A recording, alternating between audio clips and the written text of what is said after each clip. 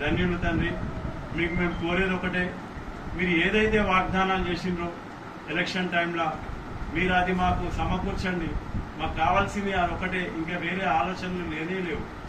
మేము ఒకటే, మీరు ఇంకా 20 సంవత్సరాల వరకు మీ యొక్క ప్రభుత్వం ఎల్లకాలం చల్లగా ఉండాలని మేము కోరుతున్నాము.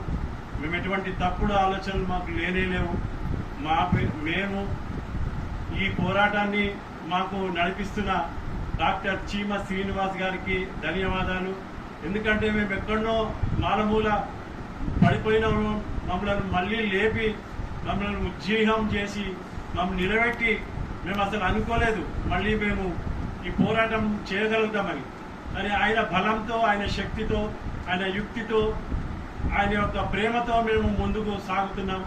దయచేసి మీరు ఈ యొక్క విన్నపాన్ని విని మాకు రావాల్సింది ఏదైతే మీరు ఇవ్వాలనుకున్నారో, ఏదైతే వాగ్దానాలు చేసిందో ఆ వాగ్దానాలు మీరు పూర్తిగా చేస్తారని మేము నమ్ముతున్నాం.